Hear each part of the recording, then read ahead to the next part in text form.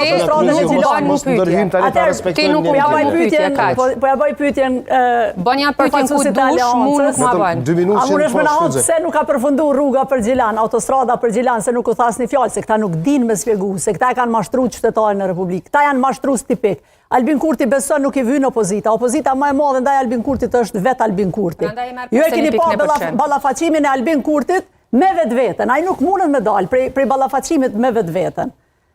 Thjesht, këta dojnë mi pas një listë prej deputetëve të patrum. Me aktakuza. Gjysmën e listës e kanë me aktakuza. Neve na duhet një kryeministër normal.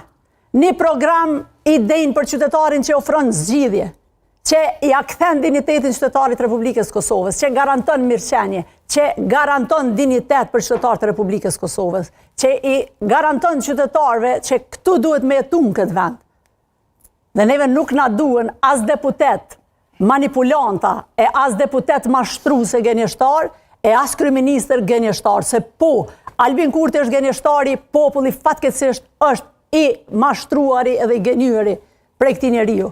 Dhe sot ma shumë se kur, qytetari i Republikës Kosovës e ka të qartë.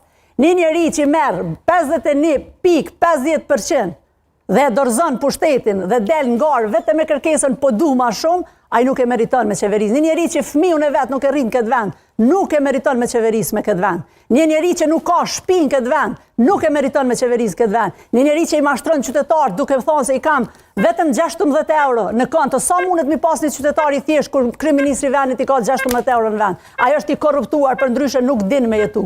Një njeri që i mban 16 euro, një kryeministër dhe jeton jetën luks, ai është i korruptuar. Faleminderit shumë, Xhani.